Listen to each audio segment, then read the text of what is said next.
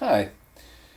So in the last short lecture, we talked about Knapp's model of relational dynamics, the one that's shaped like a pyramid with 5 ascending phases and 5 descending phases towards dissolution.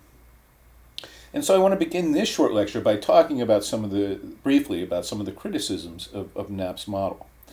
So one of the common criticisms that people have of Knapp's model is that it's too linear, meaning that it operates too much as kind of a straight line system. So it assumes, for example, that the stages in the beginning, as a relationship it grows, and the stages at the end where it dissolves, that we just move from one stage to another in sort of an inevitable progression. But this really isn't the way these things work. Moreover, many of the different stages kind of bleed into or blend into one another, right? So there's no clear line where you snap from phase one to phase two, for example, right?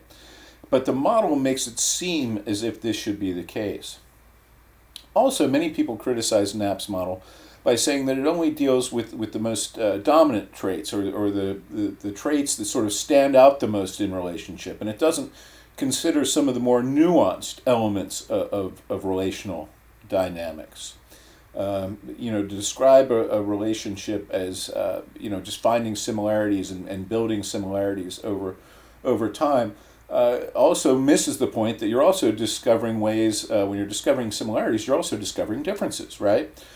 So people say that it's overly simplistic in some ways. Now, some of those people have decided to take what's known as a dialectical perspective or favor a dialectical model of relationship. And so the dialectic is a term, perhaps you've heard it before, but the idea behind the dialectic is that you have counterbalance forces, right?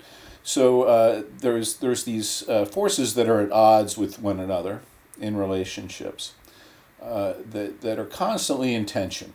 So connection versus autonomy, for example, openness versus privacy, or predictability versus novelty, right? These are tensions that exist in every relationship and that are there all the time. And the points are subtle or hard to recognize, but nonetheless they're there. And so it's interesting to think about relationships in terms of these tensions. So, for example, when we discuss the connection versus autonomy dialectic, right?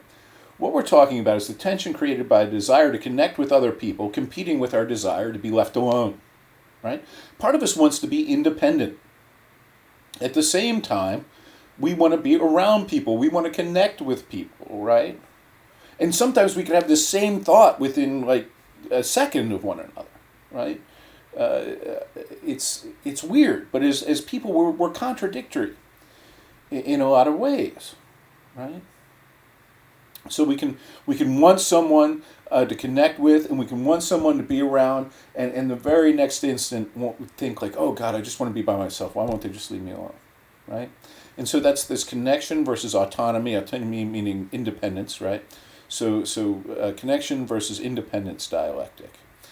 And so, we know that we want connection.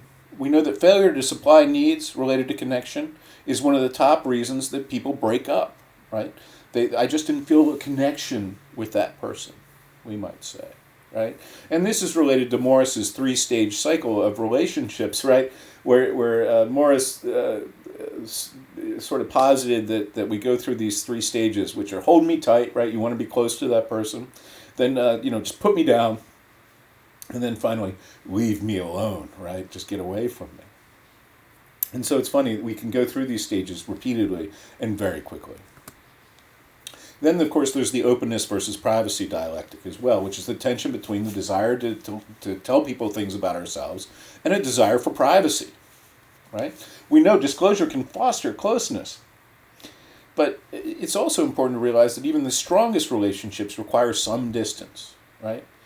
There's some things that you just don't want to know about other people, no matter how close you are, right? There are some things you shouldn't know about other people, no matter how close you are, because it might hurt your feelings. You might not be ready for it, right?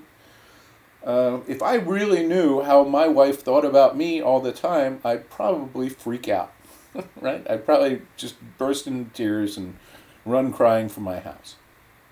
So there's some things that you just don't want to know, and this creates a tension, right? Because at the same time, you want to disclose. Then there's the predictability versus novelty dialectic. And this has to do with the idea that stability is really important in terms of a need in relationships. We want to know that our relationship is solid. We want to know that we can rely on the other person. We want to know that they're there for us. We want to know that they're solid as a rock, right? But at the same time, if we feel too much that way, it can make the relationship seem stale. Right? You get into the grass is always greener. Like, sure, they're always there for me, but they just aren't exciting, right? I want to go out with the bad boy instead, right? So, again, these are all tensions, and this dialectical model presupposes that there are these tensions, even though they're irrational, and that these tensions give us a way for understanding how people relate to one another. Okay, that's it for this lecture, and next time we'll talk about characteristics of relationships. Thanks for tuning in.